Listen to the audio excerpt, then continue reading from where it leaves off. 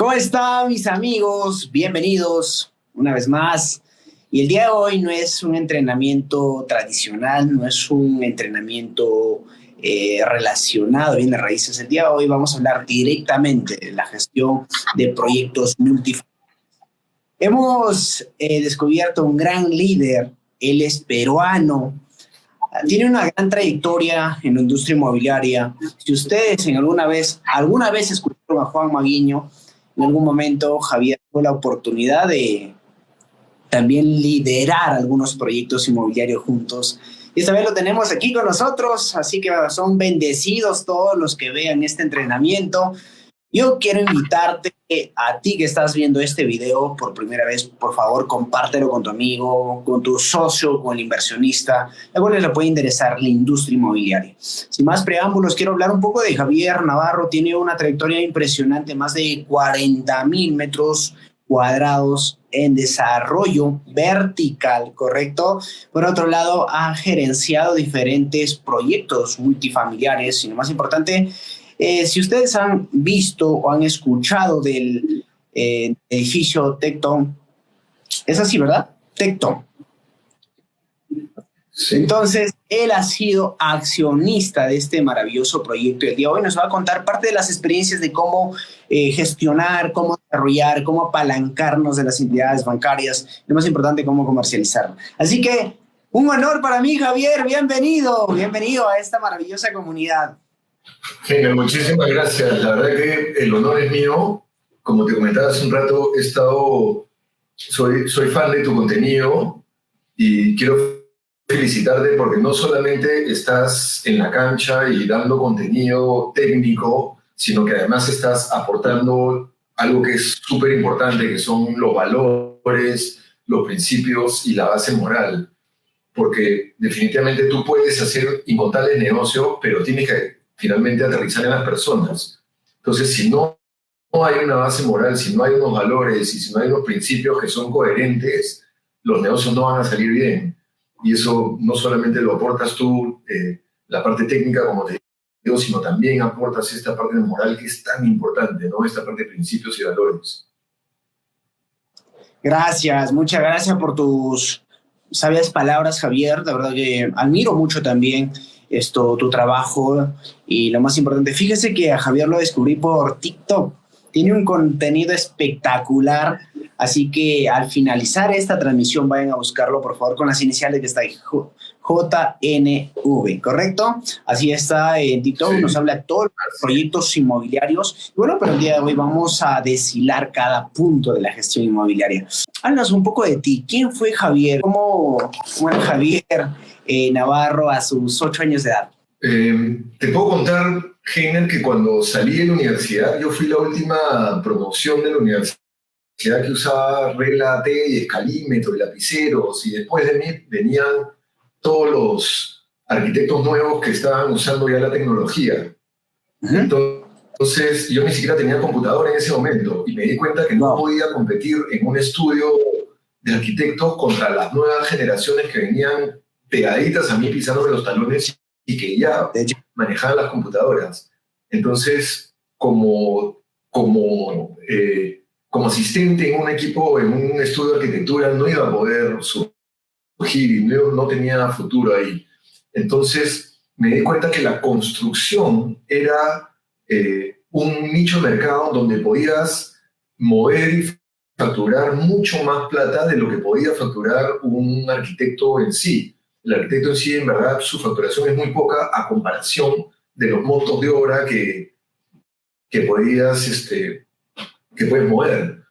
Y de ahí, con el tiempo, primero empecé haciendo pequeñas cositas como una lavandería, un bañito, una remodelación de una cocina, de ahí pasé a un penthouse, ¿no? A los aires de un departamento, hasta que en un momento hice una remodelación de una casa, hice una pequeña casa en La Molina, un bungalow, y me di cuenta que en verdad había un peldaño más arriba que era el de ser arquitecto y constructor y que era ser inmobiliario, porque el inmobiliario ya agarraba el conjunto de la operación, ¿no? Comprabas el terreno, hacías la obra, diseñabas, entonces estabas realmente en la cabeza de las operaciones. Entonces así fue que empecé en el 2004, ya van a ser 2 décadas, ¿no? Empecé en el 2004 aprendiendo. En el 2004 no había internet, no había Google, no había YouTube, no había TikTok, no había mentores, no había cursos. Entonces realmente estaba bien vacío, todavía no había no había, recién Imagina estaba entrando con un proyecto que rompió el mercado, entonces no había de dónde aprender. Entonces, y eran muy pocos los constructores que hacían desarrollo inmobiliario, ¿no? Y muchos no querían compartir contigo la experiencia. Entonces realmente fue complicado, y igual tenía en esa época 29, 30 años. Y sin embargo, nos cayó la oportunidad, ¿no? de asociarnos con un terreno. Hicimos nuestro primer proyecto en esa época, fueron 10 pisos y un semisótano, o sea, digamos que 11 pisos. A pasar de hacer una casita a hacer 11 pisos, digamos, fue un cambio importantísimo. Y la facturación en ese momento, al cambio, hoy día serían, digamos, $3 millones lo que vendimos, 3,5 millones, calculo, y pasé de ser contratista de obras de $50,000, $100,000 a pasar a gerenciar y promover una obra más o menos de 3 millones. O sea, fue un buen cambio, un reto súper grande.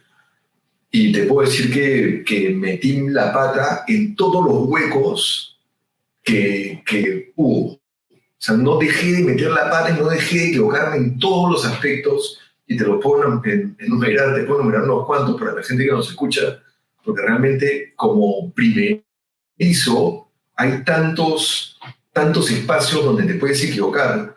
Y por eso es que nuevamente admiro el trabajo que tú estás haciendo, el trabajo que hace gente como Juan Maíño también, de ayudar y educar para que no hayan tantos errores como los que yo cometí en su momento. Bueno, Javier, esto... Y ahí, bueno, sí. Perfecto. Tú sabes que las experiencias es lo más valioso. Y tener a mentores como tú que nos ayudan en ese proceso para no equivocarnos mucho es sumamente espectacular. Coméntame cuáles fueron los retos más grandes que tuviste en tus primeros desarrollos inmobiliarios. La verdad es que,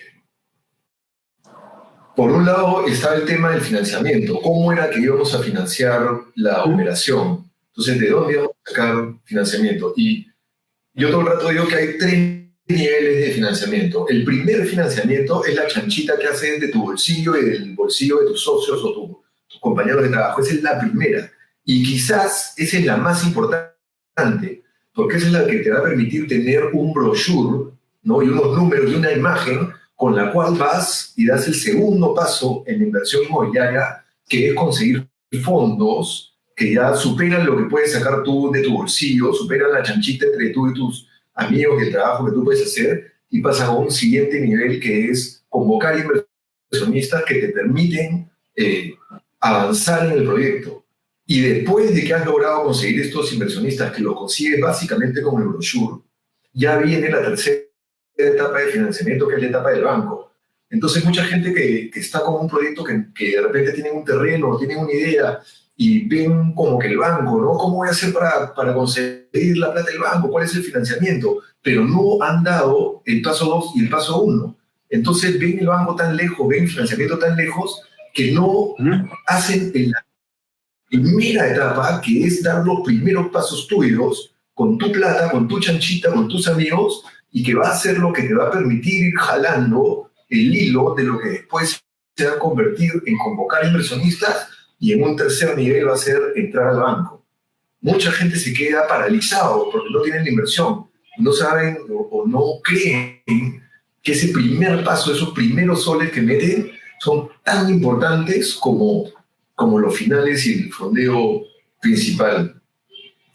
Bueno, de ahí la inexperiencia, por ejemplo, de hacer un diseño que no está bien pensado, que no le da al mercado. Digamos, yo he tenido la suerte de vender todo prácticamente inmediatamente. No he tenido retraso de ventas, pero como arquitecto yo entiendo mi proyecto y yo sé lo que estoy diseñando. Por más que no diseño yo específicamente, sino que tengo equipos de arquitectos que me ayudan, pero tengo esa visión de arquitectura. En cambio, de repente, un empresario que solamente es empresario, que puede ser un abogado, puede ser un administrador, puede ser alguien, no sé, un futbolista, no tienen de repente esa visión y no saben exactamente qué cosa es el producto que están diseñando. Lo bueno es que en estas 2 décadas, todo el tema de 3D, de imágenes, de planos, todo eso ha mejorado tanto. Entonces ahora tú puedes entrar a un proyecto y realmente pasearte en 3D como si fuera la vida real y ver prácticamente todos los detalles. Incluso puedes programar las eléctricas, las sanitarias, el sistema contra incendios, las estructuras, y puedes verlo todo en un modelado, que son herramientas que antes no tenías y que es importante invertir porque te hacen ver realmente cómo es tu proyecto y te hacen evitar errores que definitivamente vicios ocultos, ¿no? Vacíos de tu diseño que realmente vas a enfrentarte.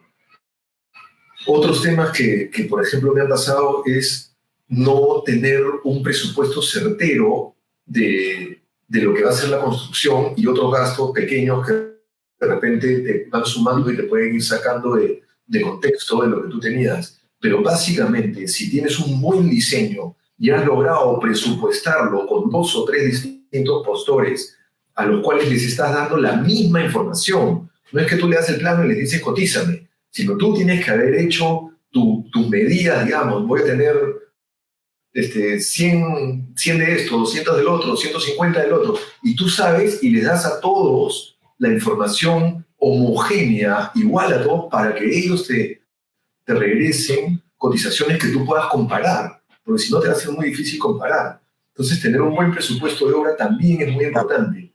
Y de ahí, en último lugar, para no decirlas todas, digamos, porque en verdad son muchas cosas que te puedes equivocar, yo digo que los contratos que firmas con tus clientes son claves. También con los otros commodities, que puede ser la construcción, el marketing, ¿no? Pero con tus clientes, el contrato que firmas con tus clientes tiene que ser un contrato que prevea la fecha de entrega, que prevea plazos de gracia en caso te demores un poco, que tengas una contemplación de penalidades, que fijes tu penalidad, porque no vaya a ser que te cobren penalidades excesivas, ¿no? O que te metas en algún juicio porque no has pactado bien qué pasa si es que te demoras y tu penalidad, y eso te puede perjudicar las utilidades en una forma que no tenías pensado. Diría que por último punto, mientras mejores materiales tengas y mejores contratistas tengas, tu postventa y tu garantía va a estar mejor cubierta. En cambio, si has ahorrado en contratistas, si has ahorrado en materiales, si has ahorrado en la materia prima y en la forma en la que la ponen, eso te va a perseguir en el futuro y te va a quitar utilidades que de repente tú contabas que ibas a tener una utilidad y eso te está persiguiendo. Entonces, no escatimar, digamos, no irse por el precio más barato, sino irse por una buena calidad, buenos contratistas que te den garantía, también es un tema vital en el éxito del negocio inmobiliario. Buenísimo. Has tocado puntos claves, puntos súper importantes y bueno, apenas estamos empezando y esto ha sido una información súper valiosa, consejos maestros desde la experiencia, desde la cancha que nos ha comentado Javier Navarro. Por otro lado, de hecho hay un montón que conversar, pero vamos a hacerlo sumamente productivo este entrenamiento, así que compartan la transmisión por favor con todos los amigos, compartan su perfil para que en cuanto ustedes estén desarrollando su primer multifamiliar o cuando ustedes están en la gestión y tengan algún problema, alguno de estos consejos les puede servir, ¿correcto? Saludos, Javier, dice gran maestro, dice Juan Maguiño, te envía saludos por acá en vivo. Javier, saludos, profe. El día de hoy terminamos un entrenamiento súper importante también con Juan Maguiño sobre multifamiliares. Y bueno, pues, Keila, ¿cómo está? Buenas noches, saludos. Hablamos de los temas de las oportunidades, Javier. ¿Alguna vez desarrollaste algún proyecto inmobiliario asociándote con el propietario? Bueno, realmente el negocio inmobiliario, Heiner, lo haces con la compra del terreno.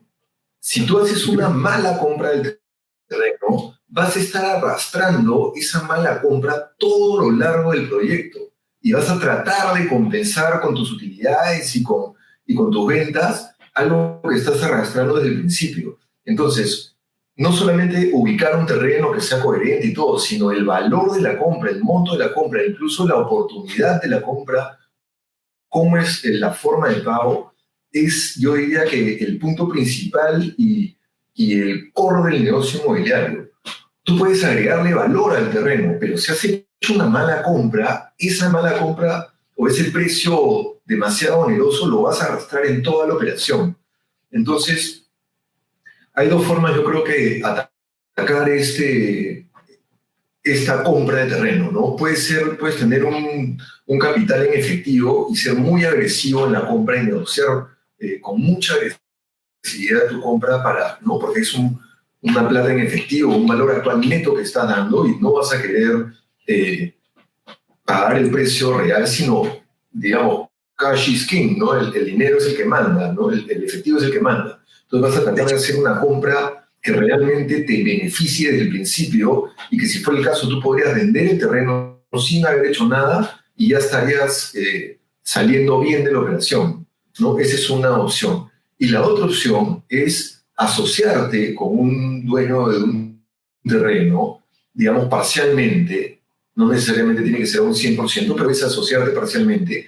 Y ese sector, digamos, que te has asociado por un 50% del terreno, ese 50% del terreno el cual tiene sociedad es lo que le va a dar al propietario una plusvalía. Entonces tú no te descapitalizas al 100% con la compra del terreno, sino has puesto una parte en plata, digamos, en efectivo, y la otra parte de preferencia la estás pagando con bienes inmuebles. Eso le va a convenir tanto al propietario, porque realmente sí le conviene al propietario, y te explico ahorita por qué, como te va a convenir a ti también, porque vas a tener este efectivo para irlo usando a lo largo del proyecto.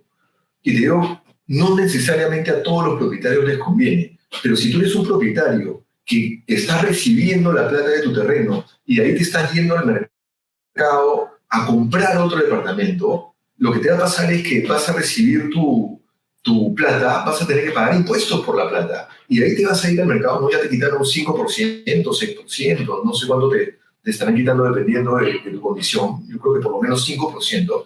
Y de ahí vas a ir al exterior y vas a comprar un departamento que si es un departamento de segundo uso, vas a pagar una alcabala, ¿no? Un 3%, o sea, has perdido 8% de tu capital, o le estás comprando a una empresa inmobiliaria que va a pagar IGB, el IGB es 9%.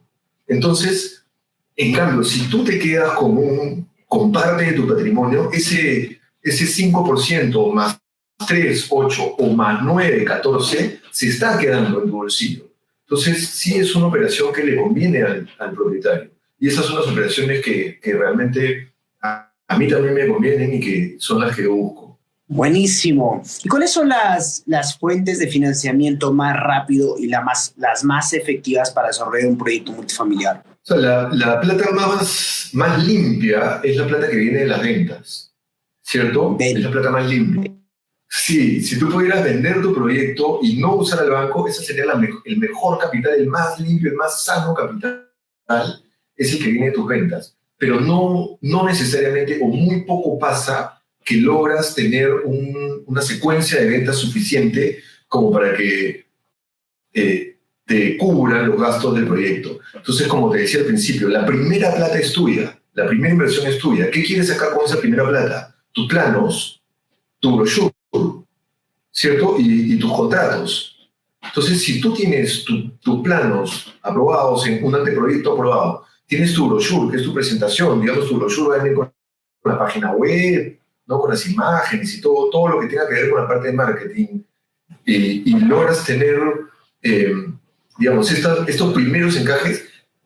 Con este brochure puedes ir donde inversionistas y levantar los fondos necesarios para llegar a la segunda etapa. Y te sorprendería de la gente que está dispuesta a caminar contigo una vez que tú tienes algo que mostrar. Si solamente tienes palabras y quieres levantar 50.000, 100.000, 200.000 dólares, solamente de palabras va a ser muy difícil. En cambio, si tienes un proyecto coherente, ¿no? Con un buen diseño, con un buen sitio y que tiene números coherentes, te sorprendería la cantidad de gente que estaría dispuesta a meterse contigo. Si no, en todo caso, puedes buscar un socio estratégico al cual tú le estás llegando con una propuesta, vas a tener obviamente que ceder una parte de las acciones, digamos, del proyecto, pero te va a acompañar sobre todo primeros dos proyectos, te va a acompañar a que logres llegar. Y bueno, finalmente, como te digo, el último sector, el último paso del financiamiento normalmente es el banco. Puede ser que encuentres otro tipo de fondos, ¿no?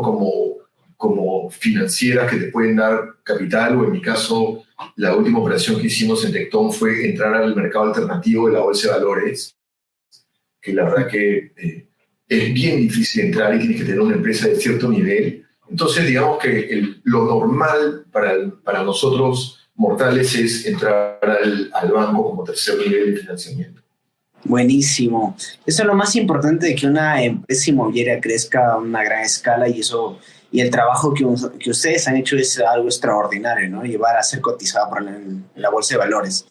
Bueno, pues el otro punto, el más importante, es básicamente escoger la mejor oportunidad, la mejor negociación. ¿Cuál es la forma de prospección? ¿Cuál es la mejor forma de encontrar las oportunidades correctas? ¿O cómo Javier encuentra el ideal para la construcción? La verdad, Giner, que mucha gente pregunta cuál es el mejor mercado, cuál es la mejor zona, cuál es el mejor barrio, el mejor distrito, pero en verdad depende de la oportunidad que encuentres. No es que haya hay sectores obviamente que son menos que otros, hay sectores que son más, pero en verdad tú tienes que ir específicamente a analizar el terreno y tienes que compararlo con tu capacidad. O sea, de repente te ponen una súper oportunidad, pero tu billetera y tus inversionistas no están a la altura de este proyecto y tienes que acomodarte. Entonces, primero, ¿quién eres tú? ¿Dónde estás tú parado? Analízate tú, cuáles son tus capacidades, porque todo va a partir de tu posición. Y de ahí tienes que encontrar la oportunidad. No puede ser la oportunidad de un terreno mediano, puede ser un terreno un poco lejos, puede ser, pero va a depender de tu oportunidad. Entonces, digamos que lo más chico, por ponerte un ejemplo, lo más chico que podría ser sería un terreno que tenga 300 y pico de metros cuadrados. Digamos que no es un terreno que esté en esquina, porque en esquina podría ser más pequeño, pero que tenga 300 y pico de metros cuadrados, que tenga por lo menos 6 pisos con azotea, podría ser un mínimo, y que tenga una dotación de estacionamiento por lo menos de 3 viviendas cada 2 estacionamientos. Más o menos ahí sería el nicho más chico que yo diría, ¿no? Obviamente si tienes más capital y puedes hacer más fondos, puedes ir ampliando tu operación, ¿no? Pero básicamente eso, ir a tu oportunidad y ver en qué escala estás tú, ¿no? ¿Cuál es tu posibilidad de negocio? Si estás empezando, lo lógico es que no te arriesgues algo tan grande, ¿no? Y, como te digo, captar la oportunidad de negocio, especialmente si viene el propietario y se quiere asociar contigo, significa que ahí tu riesgo está compartido con el dueño del terreno. Eso también diría que es una oportunidad interesante para empezar. Hablemos de la estructura, Javier, ahora con respecto al desarrollo, a la gestión. ¿Cuáles son los profesionales que se necesitan para un proyecto multifamiliar y cuáles son las funciones que desarrollan? Bueno, esa es una pregunta bien compleja, en verdad, porque cada empresa va a tener su propia estructura y va a tener su propia forma de ver las cosas.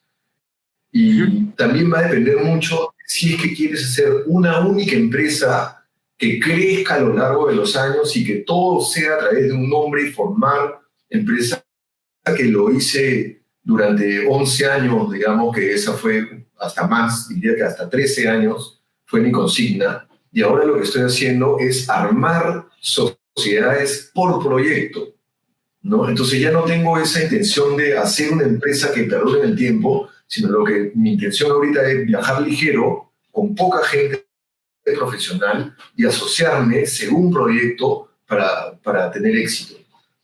Dicho esto, tiene que haber un gerente que sepa lo que está haciendo, alguien como como tú, como yo, como Juan Maíño, que lo nombraste hace un rato, alguien que te pueda guiar, un mentor que te pueda guiar, porque si tú vas solo, es muy posible que fracases porque te digo, hay muchos huecos en el camino donde te puedes caer y meter la pata y quebrártela, ¿no? Diría también que tener un buen abogado es importante para que te vea bien tus contratos con la constructora, tus contratos con los clientes, tus contratos societarios.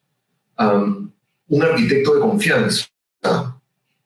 Ojo, el arquitecto no te reemplaza a ti como la visión. Tú tienes que tener una visión del mercado, tú tienes que saber a qué mercado estás apuntando y tú le vas a decir al arquitecto, arquitecto, diséñame algo parecido a esto. Quiero este tipo de producto, de repente quiero un piso comercial y el resto de vivienda, o de repente quiero todo de viviendas lo más chiquita posible, o hazme acá esto y el otro. Tú le vas a decir con tu visión a qué mercado estás apuntando y el arquitecto, que tiene que ser un buen arquitecto, te va a dar lo que tú le estás pidiendo, pero el arquitecto no te va a decir acá entra mejor esto y el otro. Tú tienes que darle esa primera base, porque tú se supone que has estudiado el mercado, has estudiado tus nichos, has estudiado la competencia y tienes esa intención. En cuarto lugar, diría que el marketing es clave. Cuando yo empecé a hacer inmobiliario, prácticamente se vendía todo lo que produjera el mercado se absorbía. Ahora ya no. Ahora sí, si un diseño, un edificio tiene algunos departamentos que no son buenos, por ejemplo, tiene un penthouse que la escalera pasa por la sala y no camina, eso se te va a quedar. Entonces, bueno, fuera de eso, tener un buen área de marketing que sepa encontrar cuál es el valor agregado de tu proyecto. Puede ser que tu proyecto esté cerca parque, eso podría ser un valor agregado. Puede ser que tu proyecto tenga unos departamentos muy bien diseñados, ¿no?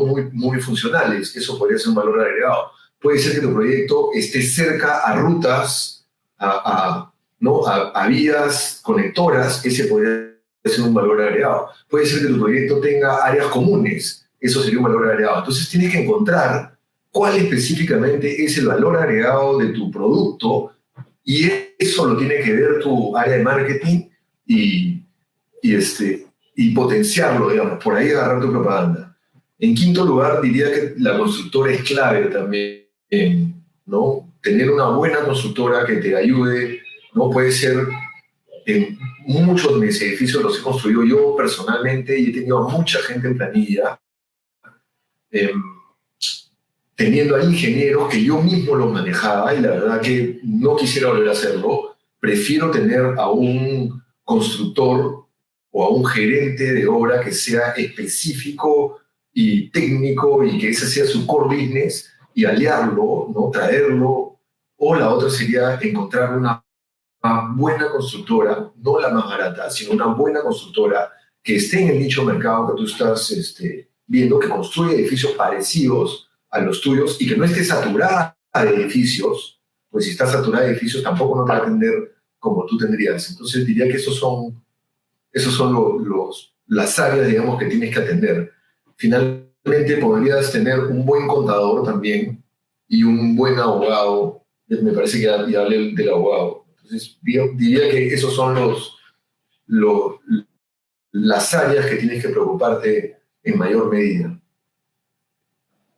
Otro de los aspectos súper importantes, bueno, de hecho el equipo es lo más poderoso porque recuerda que hay que dividir esfuerzos si queremos llegar más lejos o construir algo grande, ¿no? Uno no puede hacerlo solo, pero el consejo del millón siempre es arma tu equipo de trabajo. Y bueno, pues Javier nos ha brindado el paso a paso, algunas estrategias o los profesionales correctos que se necesitan para construir un multifamiliar. Por otro lado, hablemos de hipotecas y hablemos de crédito promotor, que son dos fuentes súper importantes para poder capitalizar o atraer el dinero para empezar con la construcción. ¿Cuál es lo más importante? De hecho, sabemos muy bien que hipotecar el mismo bien inmueble genera desconfianza o repercute en la venta de los departamentos, ¿correcto? Entonces, y si nos apalancamos del crédito promotor, explícanos parte del proceso, Javier. Sí, para llegar a obtener un crédito promotor, básicamente tienes que tener un buen proyecto, un proyecto que haga sentido y cuyo perfil económico haga sentido. Los bancos ya tienen estándares de cómo tienen que ser y más o menos según la zona en la que estás. En mi caso, yo estoy en Lima Top y Lima Moderna, entonces a mí me piden algunos porcentajes, digamos, mi ecualización tiene ciertos niveles, pero de repente si te vas a zonas más de la periferia, un poco más de vivienda, tienen otro tipo de ecualizar los montos, pero básicamente tienes que tener un perfil económico, un proyecto que haga sentido y que esté dentro de los rangos de la empresa, y eso lo vas a entender una vez que estés en la cancha.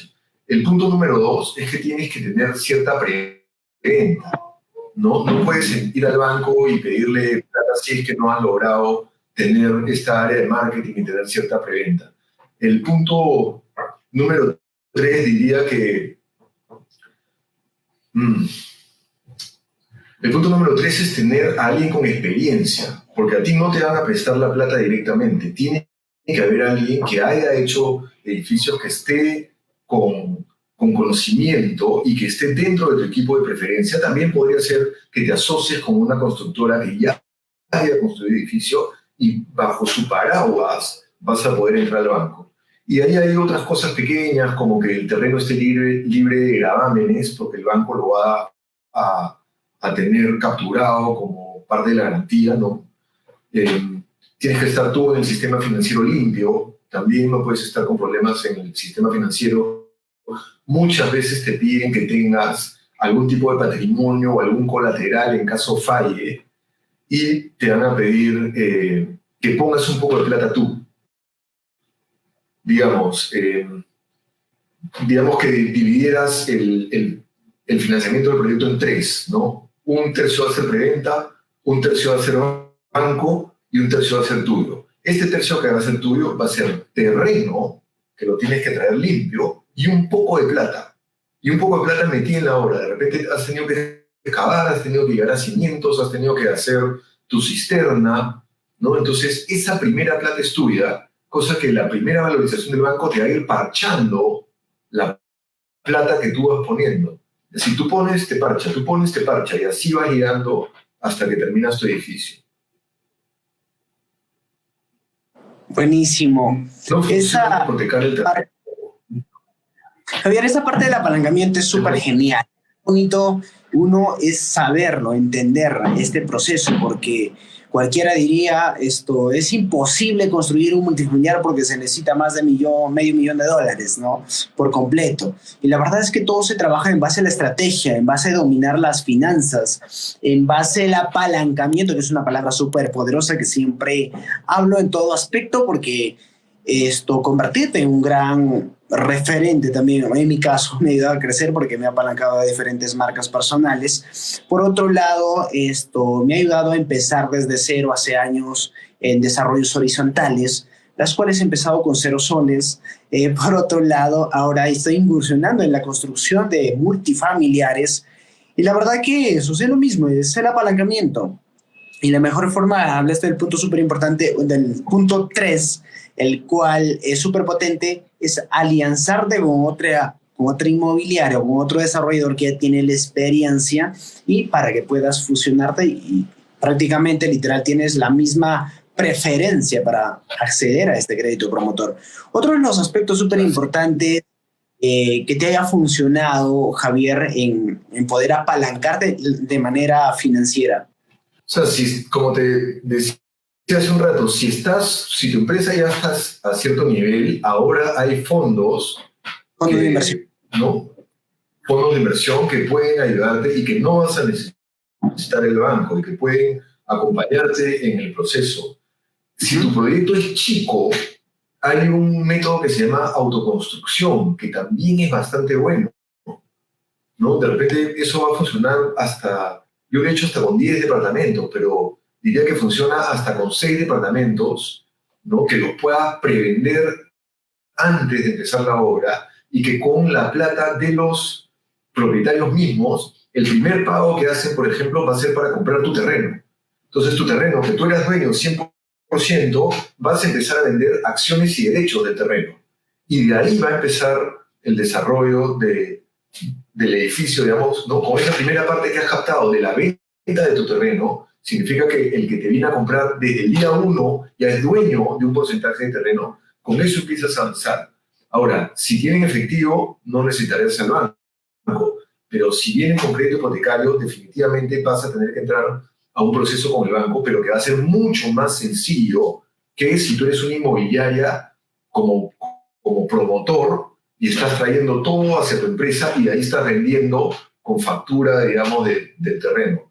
Entonces, hay otros métodos, como tú sabes, son esto de encontrar fondos de inversión o vender en tipo autoconstrucción si tu proyecto es chico, pero yo creo que lo más usual ahorita es, y lo más fácil es usar al banco que tiene, ya saben lo que están haciendo, y al público, al mercado también le gusta que tú estés con un banco, porque finalmente el banco le da cierta seguridad de que han pasado los filtros necesarios. Otro de los aspectos súper importantes, obviamente el financiamiento, todo es un proceso, pero lo más importante es las ventas. El consejo que la capté tuyo y de Juan Maguiño, como siempre estamos en constante comunicación, siempre menciona la mejor forma de financiar un proyecto inmobiliario cuando tu equity sea cero o menor, o lo más mínimo, es preventa. Desde el momento que tú lanzas el proyecto, tienes tu propio equipo de comercial o netamente lo designas a un broker inmobiliario o alguna inmobiliaria de corretaje para que lo promueva tus proyectos. Mira, Heiner, la verdad es que en estos últimos 5 años, diría, la forma de venta, y te diría que en los últimos 3 años, la forma de vender ha cambiado muchísimo. Entonces, la pregunta que tú haces, si bien parece una pregunta general, va a depender de tu proyecto específico. Te explico. Si estás en una avenida o en una zona donde tu proyecto tiene exposición, ¿no? Y tu proyecto está expuesto al público en un sitio donde pasa gente o que hay concurrencia, puedes poner tu caseta en el mismo sitio, puedes poner un letrero, puedes poner algunas vallas, alguna publicidad en la zona, y con eso va a ser suficiente, creo yo, para que captes a los interesados, a los inversionistas, que son los que transitan por ahí.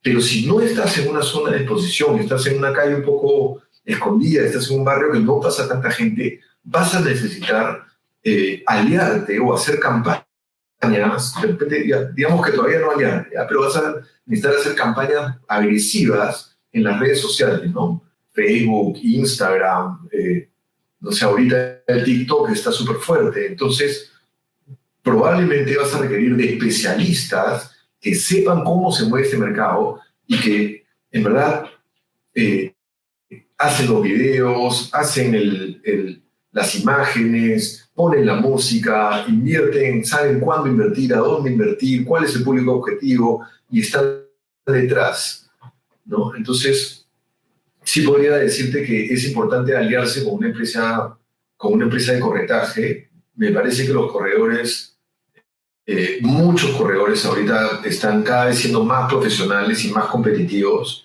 Entonces sí es bueno apoyarse en una de esas, a menos, como te digo, que tengas mucha exposición en tu terreno y que no lo necesites. Ahora, si tú vas a poner una caseta de venta y tú vas a tener a una persona de tu empresa sentada en la caseta atendiendo a las personas, tienes que tener claro que esa persona tiene que ser una persona que tenga trato con el cliente, que pueda hacer empatía con el cliente y que no solamente sepa vender, sino que conozca el proyecto.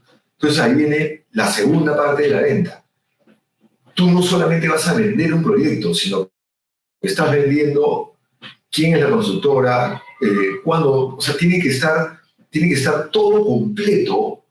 Tus tiempos de respuesta tienen que estar completos, los papeles, tu brochure, tu contrato de separación, tu minuta, tu anexo, todo tiene que estar listo para que cuando venga el interesado, tú le puedas dar la información que necesita. Y la otra es que cada interesado te va a pedir información, digamos, te van a pedir cierta información primero. No es que tú le dices todo el speech de, este es un departamento tal, sino que hay unos que primero van a querer ver precios, hay otros que primero van a querer ver el producto, hay otros que van a querer citarte e ir a conocer el sitio, hay otros que van a estar muy interesados en la constructora. Entonces tú tienes que estar, antes de salir a tu preventa, armado, ¿no? Completamente, ¿no? Tú, si fueras un guerrero, vas a estar con tu armadura, con tu escudo, con tu espada, con tu daga, con todo, con tu casco, todo tiene que estar preparado para que cuando salgas a esta venta no se te escapen los clientes. Si tú no puedes hacer ventas rápidamente y lograr un éxito en las ventas rápidamente, es posible que tu proyecto empiece a perder velocidad, a perder momento y que te sea mucho más difícil en el tiempo levantarlo. De hecho que sí, ese es algo sumamente importante. Y qué bueno que lo hables desde ya la cancha, desde la experiencia, pues, ¿no? Javier, anhelo mucho tus consejos, la verdad. Es el mejor momento el día de hoy para nosotros aprender de cómo desarrollar proyectos multifamiliares a gran escala. Fíjese que, ¿y cómo te fue la experiencia llevando una empresa a la bolsa de valores, Javier? Coméntanos un poquito de eso. ¿Cuál fue tu experiencia, el proceso? La verdad, Heiner, que fue un trabajo en equipo. Fue un trabajo en equipo de toda la gente que estuvo ahí. Pensamos que lo íbamos a poder hacer en 6 meses y nos tomó más de un año. La empresa tenía que estar bien ordenada y bien catalogada en muchos aspectos. Digamos, en el aspecto laboral tenía tener todos tus contratos con todo tu personal al día, tenías que tener tus impuestos al día, tenías que tener estados auditados y tenías que tener cierto patrimonio para respaldar la emisión de bonos que estabas haciendo. Normalmente te pedían que tuvieras 3 veces el patrimonio que estabas pidiendo. Entonces, en ese caso, nosotros teníamos un bloque de oficinas que sumaban, digamos, $9 millones, más o menos es lo que teníamos en el patrimonio, y salimos a pedir 3 millones, más o menos, ¿no? Pero básicamente eso es. Lo bueno en ese momento fue que nuestra empresa, buen gobierno corporativo, ¿no? Un buen directorio, o sea, habían varios puntos que tenías que cumplir y nos hizo mejorar muchísimo el nivel de profesionales y el nivel de calidad de nuestra empresa. Y realmente salir a la bolsa de valores fue un éxito. Los ratios de intereses a comparación del mercado, de repente que te da pues un 9% más o menos para tu crédito promotor, acá lo logramos, me parece que a 4.25, o sea, realmente rompimos mercado y tuvimos una publicidad muy buena, salimos en los periódicos. La verdad que fue una buena hazaña, pero que tomó mucho tiempo y también requirió invertir por parte nuestra, no solamente a nuestros auditores contables, ¿no? a las empresas auditoras, que eran empresas de primera calidad, sino nosotros también sanear nuestra empresa como tal, ¿no? Salir un poco de la informalidad, digamos. Buenísimo. Javier, ¿qué errores ya no volverías a cometer ahora mismo, a diferencia de tu primer desarrollo inmobiliario? Repite, por favor, Heiner. Buenísimo. Perfecto. Hacía referencia a los errores. Tú sabes, todo se aprende de los errores. Y todo tiene un proceso, obviamente, para la experiencia la cual has obtenido ahorita mismo. Se te tuvo que costar muchos años de experiencia. Coméntame, ¿qué errores ya no volverías a cometer ahorita mismo en tu próximo desarrollo inmobiliario, a diferencia de tu primer proyecto inmobiliario? Mira, ya al principio de esta conversación dijimos un poco cuáles habían sido mis errores más grandes, ¿no? Yo diría que tu error más grande es comprar el terreno a un precio mayor al del mercado. ¿no? A veces tú, sí, si no tienes la plata para comprar el terreno y estás negociando en una sociedad con los dueños del terreno, a veces por entrar al proyecto les ofreces más de lo que deberías. Y como te digo, ese error lo vas a arrastrar en todo el proyecto y te va a ser muy difícil salir. Otro error importante es no tener un buen plano, no tener un plano completo, bien compatibilizado, y que a lo largo de la obra te empieces a dar cuenta que tienes vicios ocultos, que tienes fallas de diseño y que tienes que corregirlos en la marcha, y eso te va a producir retrasos y sobrecostos que se salen de tu presupuesto. Otro error es no tener buenos contratos, ¿no? Si es que vas a...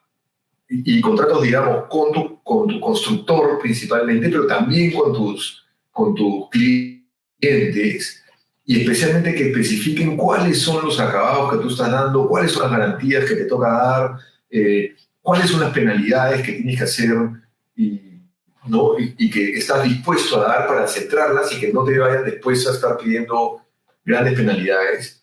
Tienes que tener tus seguros también, ¿no? Tus seguros de obra, porque siempre hay un vecino, realmente siempre hay un vecino que te va a querer sacar plata y que va a decir que le rompiste su esto, que le ensuciaste o algo, y va a haber la forma de tratar de paralizarte la obra y sacarte plata, porque así pasa. Te van a tratar de denunciar penalmente porque incontables cosas cuando tú estás moviendo y moviendo capital, va a haber mucha gente que se va a querer sacar un pedazo de ti.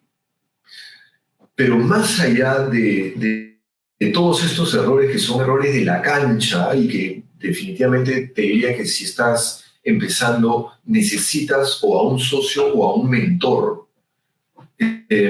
Si estás haciendo una empresa, si tu idea es tener una empresa y que la empresa en el tiempo perdure y traer todos los proyectos bajo esa empresa y vas a armar un equipo de gente, yo diría que lo más importante, el error que no tienes que cometer es despreciar a tu gente. O sea, tu gente te va, si tú eres un líder, no un jefe, que es lo que tú pregonas, y por eso te admiro, Jaime, porque tú pregonas liderazgo. Entonces, si tú eres un líder, cuando haya problemas y cuando haya ajuste y cuando haya tensión, tu gente te va a acompañar y van a ser un grupo compacto que llueve o truene y van a estar alineados con tu visión de empresa y trabajando contigo y sufriendo a la par que tú. En cambio, si tú eres un jefe que estás en la punta de tu oficina y todo el resto está abajo, en el momento que vengan problemas te vas a quedar sin personal, se te va a ir la persona, se te va a ir el abogado que conocía el caso de esto, se te va a ir el consultor que sabía que... Y se te va a empezar a ir desde la recepcionista que sabía quién era quiénes son toda la gente se va a empezar a abandonar tu barco y te vas a dar cuenta que la gente nueva que viene ni sabe y la tienes que entrenar y no te va a ayudar. Finalmente tú no estás solo, tú bien lo dijiste hace un rato, tú eres un equipo de gente.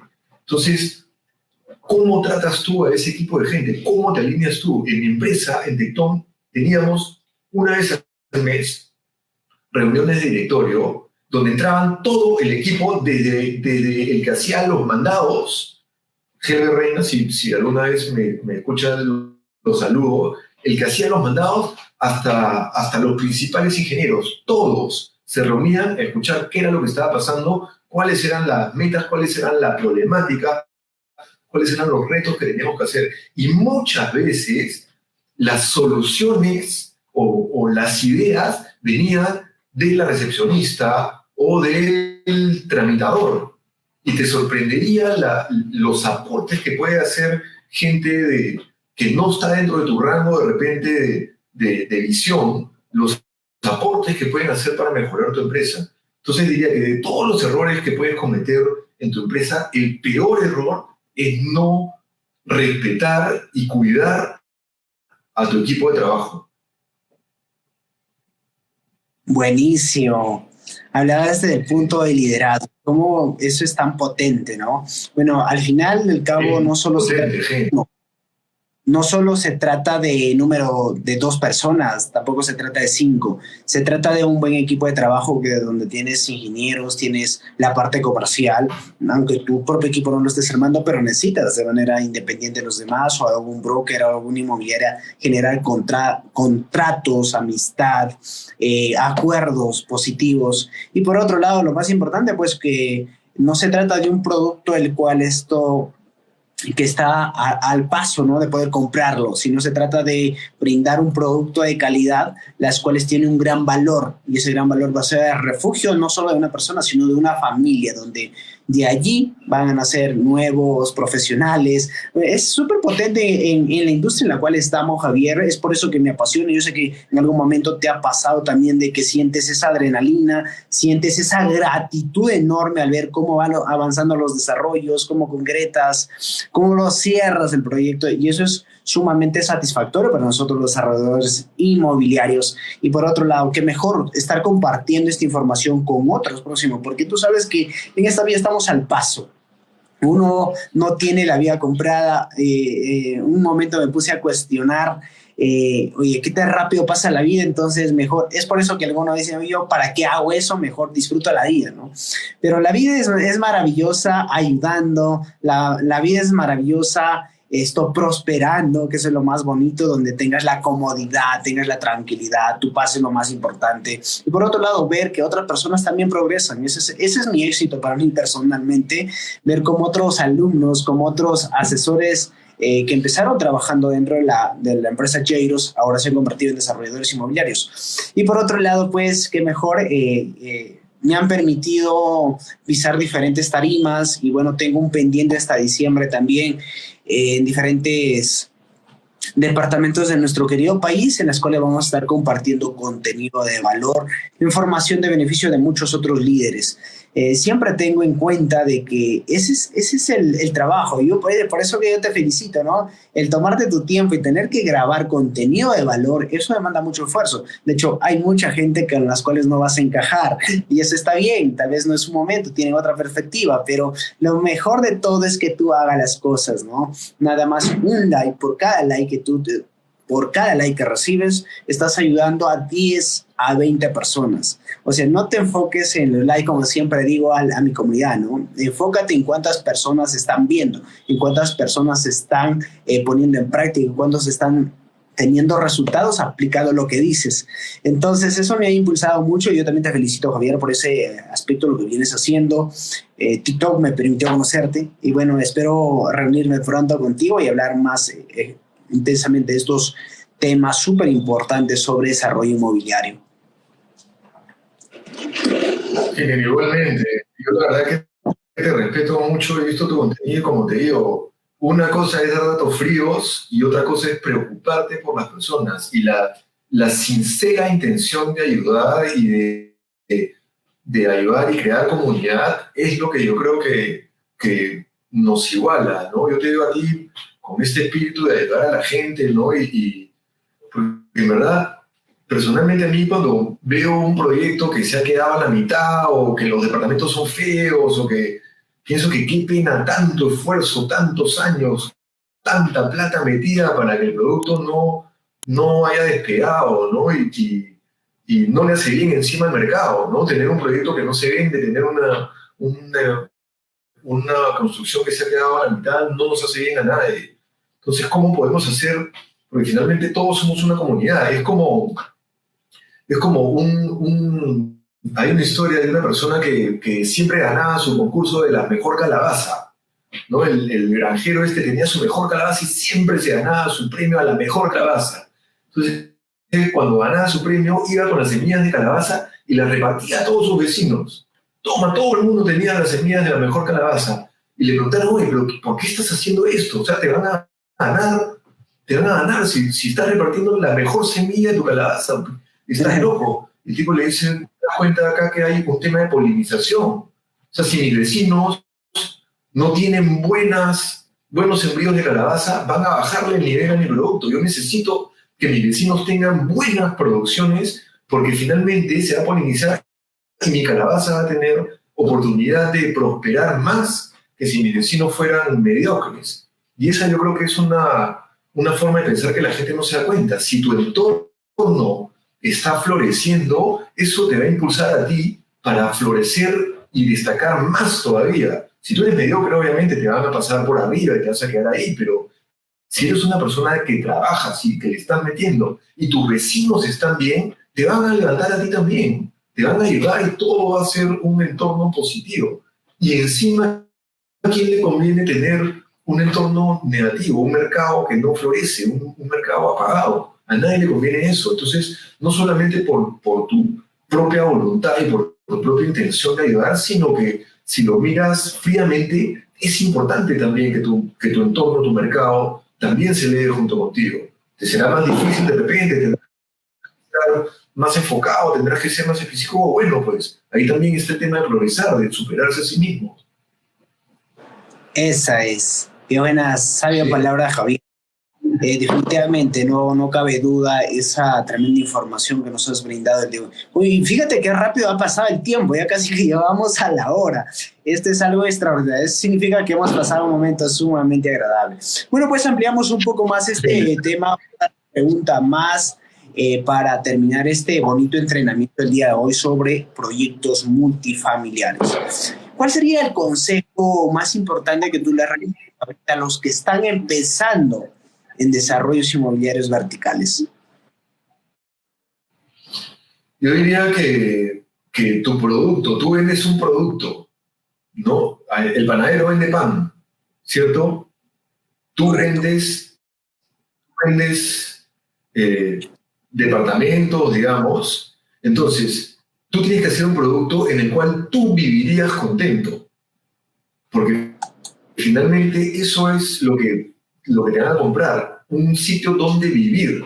Entonces, no puedes hacer un producto en el cual no vivirías o el cual así nomás. Realmente tienes que estar preocupado en hacer el mejor producto que puedas hacer. Obviamente vas a tratar de sacarle el máximo provecho económico, financiero, sí, ok, ¿no?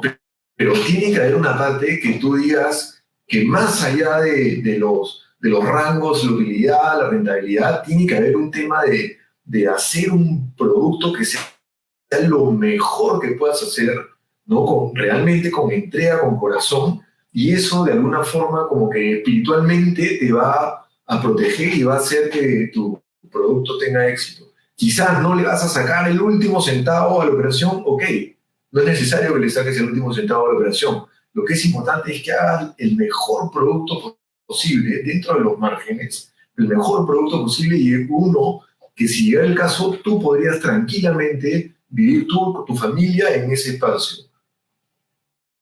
Yo creo que eso es lo más importante, preocuparse de la calidad. Nunca hacer productos mediocres. Tú haces el mejor producto, la mejor calidad posible dentro de los parámetros en los que estás. Das lo mejor posible.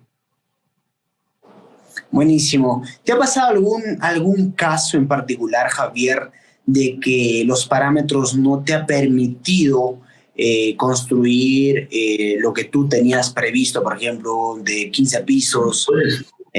Tenías previsto, pero nada más los parámetros alcanzan 12. Incluso hace poquito, Heiner, estoy haciendo ahorita un proyecto en Chacarilla y cambia el alcalde y ¿no? Bruce, digamos, y inmediatamente nos suspendió las licencias y nos forzó a bajar un piso al proyecto que ya teníamos aprobado con licencia de obra. Entonces, wow. yo entiendo a Bruce, digamos, porque Bruce está oponiéndose a un decreto de ley que se dio con el gobierno de Pedro Castillo, donde se permitió que en cualquier distrito se hiciera mi vivienda. Entonces, en lugares donde podías hacer 10, 11, 12 pisos, de repente aparecieron edificios de 20.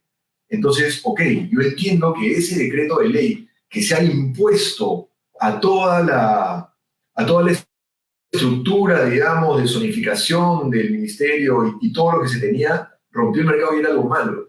Pero en mi caso, no habíamos usado nada de esto de vivienda, sino estábamos dentro de las normas de edificio green, edificio verde y frente a parque y todo, y habíamos logrado aprobar con licencia y nos reducen el, el tamaño del edificio y obviamente eso perjudicó pues notablemente toda la operación que ya la teníamos comprada, un terreno comprado y todo.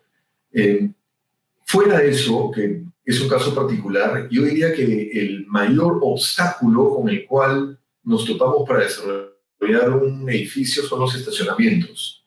Los estacionamientos realmente te marcan la cantidad de departamentos que vas a poder hacer y eso te va a limitar. De repente tú quisieras hacer departamentos más chicos, ¿no? Departamentos de 90 metros o de 100 metros o de 70 o 60 o lo que sea, y por esta dotación de estacionamientos tienes que agarrar dos departamentos de 60 y volverlo a uno de 120, y el mercado a veces no te absorbe ese tamaño de departamentos. Entonces tienes que bajarle el precio para que te lo absorba. Entonces estás vendiendo por metro cuadrado a un nivel menor del que hubieras podido ser si los estacionamientos no fueran tan exigidos en algunos distritos. El estacionamiento igual es un tema complicado, ¿no? Yo la verdad que creo que esto no se va a mejorar a menos que haya un sistema de transporte público mucho mejor al que tenemos. Vemos que esa es una de las mayores limitaciones que yo veo, más que las alturas, la dotación de estacionamientos es, sobre todo en Lima Top y Lima Moderna, ¿no? Javier, a ver, descuidábamos un punto súper importante, justo llegaba a un punto donde estaba descuidando, que es parte de la norma, ¿correcto? Explícanos parte de la norma, las cuales, o del Reglamento Nacional de Edificaciones, las cuales pues, nos permite, y ahí está estipulado, de cuántos cuántos espacios de estacionamiento tenemos que dejar de acuerdo al número de edificaciones. Sí, realmente, digamos, ahorita Surco el otro día estaba mirando un parámetro de Surco y me pedían 3 estacionamientos por vivienda. Y teníamos un terreno que era bonito, que quedaba en esquina, 3 estacionamientos por vivienda. Entonces, es imposible construir un edificio cuya dotación de estacionamientos son 3 por vivienda. O sea, no puedes hacer tantos sótanos como para suplir la cantidad de departamentos. Ya no te sale la cuenta y ese terreno va a estar perdido o solamente lo vas a poder cambiar por casa, digamos. No vas a poder hacer un desarrollo porque la exigencia de estacionamiento no te da. Entonces ahí por eso decía en un momento de esta conversación que, digamos, 3 viviendas por 2 estacionamientos camina. 3 viviendas por un estacionamiento también camina. Terrenos en esquina, digamos, con parámetro de mi vivienda también camina. Pero conforme te vas acercando a Lima Moderna, a Lima Top, la dotación de estacionamientos es cada vez más intensa y los terrenos necesitan ser mucho más grandes para poder cumplir esta demanda. Entonces, de todas las, digamos que son 3 aspectos que tú miras en el terreno, ¿no? El área libre, primero la altura. Perfecto, la altura, tengo 10 pisos. El área libre, ya 30%. Y los estacionamientos. Entonces, muchas veces tienes una excelente altura, tienes un buen rango de área libre, pero el estacionamiento no te permite desarrollar a su totalidad la capacidad del terreno. Claro. Creo que ese es el punto más crítico con los cuales nos encontramos ahorita. Parte de la edificación que pasa siempre. Y bueno, tú como arquitecto, en base a la experiencia, siempre hay mucho, la verdad, que aprender en estos temas. Bueno, mi querido Javier, muchísimas gracias por este espacio, gracias por la voluntad y sobre todo por la información de que nos has compartido el día de hoy en este bonito entrenamiento que ha sido pues directamente para toda la comunidad. Y todo lo que están viendo, por favor, ayúdenos en poder compartirlo con su amigo, con su socio. Y lo más importante es su perfil. Siempre dele una miradita a este valioso video que el día de hoy, si tú te estás dedicando a lo que es a la estructura de edificaciones multifamiliares o pues estás pensando empezar en este maravilloso mundo de los bienes raíces. Lo más importante, ¿cuál sería el consejo, Javier, para los inversionistas? Porque no todos lo compran un departamento para vivir, sino como inversión para alquilarlo. ¿Cuál es el mejor momento para invertir en un departamento? ¿Cuáles son las cualidades que debe elegir para poder tener una alta rentabilidad en con el paso del tiempo, obviamente? Es una pregunta compleja la que hace Heiner en este momento, porque tienes que ver específicamente cuáles son las oportunidades y hay distintos nichos de mercado. Si realmente quieres lucrar, digamos, y tener rentabilidad de una inversión inmobiliaria y tienes un capital, sería interesante que te vayas con alguien como tú, digamos, que estás haciendo emprendimientos inmobiliarios, inviertas en tu emprendimiento a cambio de unas unidades inmobiliarias a un precio preferencial. Entonces ahí tu retorno, tu plazo de retorno se va a cortar muchísimo y vas a poder quedarte con estos bienes inmuebles. Si no puedes invertir con alguien como tú, por ejemplo, otra opción sería comprar en preventa a una empresa que sea seria y a la cual puedas, especialmente en los primeros momentos de la preventa, que son los que ahí están las mayores ofertas, y que la inmobiliaria digamos, responsable te dé estas capacidades. Además, vas a escoger el mejor inmueble, el que más te conviene, y puedes pedir algunas bollerías aparte de tu descuento.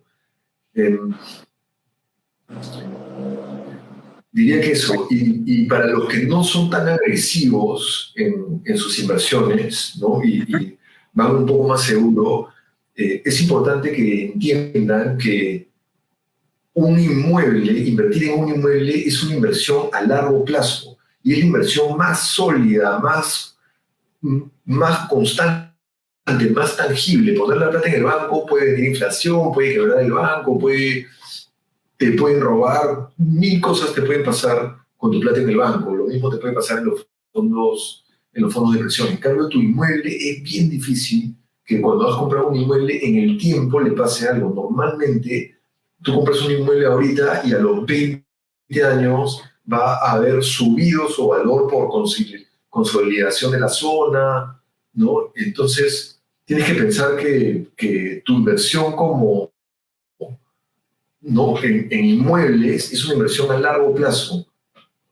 Otras opciones, de repente, si es que eres bien agresivo, es aliarte con alguien que haga remates judiciales, que esté en remates y de repente ahí captar ciertas oportunidades. Igual es un riesgo. Yo personalmente prefiero irme a rutas más seguras, como invertiría contigo, por ejemplo, ¿no? Te diría qué proyecto estás. Lo analizaría, trataría de invertir contigo y que me des a cambio, en lugar de que me pagues retorno, que me des a cambio unidades inmobiliarias a precio referencial, ¿no? Por ahí sería. Correcto. Sabemos, obviamente, como inversión es totalmente diferente, ¿no? Uno de los consejos que siempre brindo a toda la comunidad de inversionistas es que inviertan en preventa también, porque allí de inmediato, en cuanto se entregue la obra, o sea, ya están rentabilizando si es que lo quieren comprar y vender. O si lo quieren para alquiler, obviamente hay que tener un fuerte capital para que esté allí trabajando por años, ¿no? Porque recuerda, un alquiler se recupera en tiempo. Entonces, eso también hay cuando un inversionista capitalizado puede hacer eso, ¿no? Así es. Ahí también hay un par de modalidades que diría, ¿no? Hay una que es un contrato de venta, digamos, si tuvieras la plata en efectivo, por ejemplo, que hagas una venta y que puedas ceder tu posición contractual después. Entonces no llega a estar en tus manos realmente el inmueble para que no tengas que pagar los alcabalas, ¿no? y la rentabilidad, sino que lo tengas como que suspendido y cuando venga el comprador final te sales tú de la operación y se la pasas y no tienes que pagar ese extra, ¿no? Pero si no tienes la plata al contado y estás comprando o de repente quieres asegurarte porque te lo quieres quedar y quieres que sea más a largo plazo, mi recomendación sería que entres con el banco y saques un crédito hipotecario por lo menos de un 10 o 15%.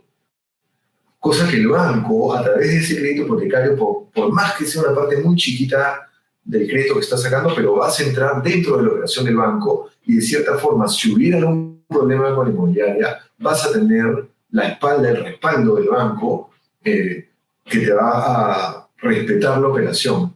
Entonces, por más que tú tengas toda la plata al contado y lo quieras comprar en este momento y te lo quieras quedar para alquilarlo después o como patrimonio, mientras está la obra y antes de la independización, un poquito, un pelito, sácale al banco tu crédito hipotecario, ¿no? Y si quieres pagarlo una vez que esté independizado, lo pagas 100%, lo cierras. Pero el banco te acompañó y fue tu sombrilla en el proceso de construcción.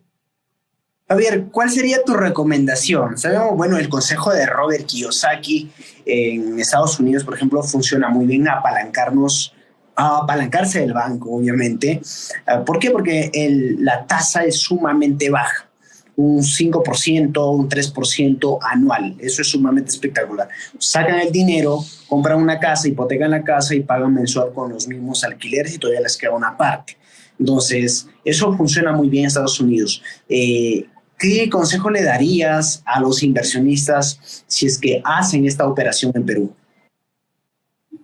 Lo que pasa es que, como bien dices, acá las tasas no son del 5%, ¿no? Acá las tasas son, bueno, ahorita me parece que están en 8,90, 9%. Entonces, si realmente quieres hacer una operación de esas, tu cuota inicial para el departamento va a tener que ser mayor de 10%, 20%. O sea, trata de venir con una cuota inicial de repente de 30 o 40%. Trata de comprar en preventa, esa es otra particularidad. Y si tu flujo disponible por mes es de 11, digamos, que tu crédito hipotecario sea de 10, cosa que pagas 11 y empiezas a restar intereses, a amortizar intereses que ya no te los van a cobrar, empiezas a ganarle a la operación. Entonces, diría que por ahí va. Personalmente, no confío mucho en Airbnb, o sea, son buenos, no puedo negar que son buenos, pero no tienen la legalidad, que te protege cuando tienes contratos peruanos. Entonces, si no se ha visto mucho todavía, pero si alguien de Airbnb se queda en tu propiedad, estás menos armado, ¿no?, para sacarlo en un proceso judicial peruano que cuando viene Airbnb, que es otro tipo de plataforma con otro tipo de contrato. Entonces, no calcularía mis retornos con Airbnb, los calcularía en un mercado real en el que alquilas por año o por 2 años y haría mi flujo de caja según esos valores y no proyectar nada que Airbnb, ¿no?, que paga un poco más, me va a cubrir los costos. Y la otra es, por ejemplo, que en zonas como Barranco, en la zona de Grau, que han hecho un montón de edificios muy altos y de departamentos muy chiquitos, rápidamente se ha saturado la zona. Entonces las proyecciones de retorno que podías haber tenido a la hora que han entrado tantos proyectos a la misma vez, ya están bajando la rentabilidad y la demanda de ese sector, que son 3, 4 cuadras, ¿no? Entonces, esas 3, 4 cuadras se han llenado de departamentos en un ratito, en 2 o 3 años o 4 años, se han llenado de departamentos que tienen más o menos la misma oferta. Entonces, hay que ver cada caso específico, pero digamos que en este caso la ubicación y el tiempo han sido importantes. Buenísimo. Lo máximo, qué buen consejo, Javier. La verdad, súper contento el día de hoy de haber estado conversando contigo este tiempo. Agradezco mucho tu voluntad. Y bueno, pues, muchísimas gracias. ¿Cuáles serían tus últimas palabras? ¿Qué proyectos tienes preparado para el mercado? ¿Cuál es la posición? Si alguien necesita ponerse en contacto para un asesoramiento contigo, ¿cómo te encuentran? De los proyectos que tengo para futuro, tú sabes que hay veces que tú los dices y se caen, entonces prefiero mantenerlos cerrados, ¿no?, digamos, hasta que vayan saliendo. Igual ahorita no estoy teniendo una empresa que quiero promocionar, porque lo que estoy haciendo es armando sociedades por proyecto y básicamente lo que me interesa ahorita es ir captando distintos negocios y ir ampliando mi network con gente como tú, por ejemplo, que está viendo otros sectores del mercado, otro tipo de network, y ampliar eso. Por eso esta conversación contigo para mí es tan nutritiva. Estoy en TikTok, me parece que estoy como Navarro Tizoc. Mis otras plataformas no las tengo, he tenido un hackeo de mis cuentas ahí. Tú sabes que cuando llegas a cierto nivel te empiezan, de repente empiezas a generar envidia y enemigos, entonces por ahí me han hackeado mis cuentas, me han borrado, entonces esas cuentas no las tengo. Si se quieren comunicar, yo diría que en TikTok ahí estoy metiendo un montón de información, ¿no? Diariamente estoy haciendo un TikTok, disculpen, los que los han visto son bien precarios, no tengo ningún aparato, yo abro el TikTok y prácticamente hablo lo que pienso en ese momento.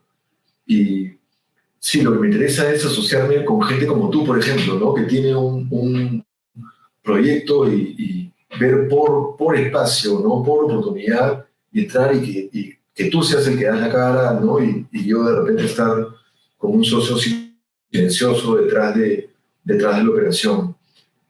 Quiero agradecerte nuevamente, Heiner. De verdad que admiro tu trabajo y la pasión y la entrega que haces con tu gente. Me da mucho gusto cómo estás aportando valor y siendo un mentor para un montón de personas, ¿no? Como te digo, cuando yo empecé este negocio no había mentores, no había de dónde sacar experiencia y uno la tiene que sacar a punta de caídas y de errores y de malos tragos y todo eso. Entonces, lo que tú estás haciendo y un poco lo que yo estoy haciendo y lo que está haciendo nuestro amigo en común, Juan Mariño, es dar a la gente estos conocimientos que son, en mi caso, son 2 décadas de conocimiento, un poco más de 2 décadas de conocimiento que las estoy tratando de poner al público para que no tengan que pasar por toda esta vía crucis, digamos, que es empezar.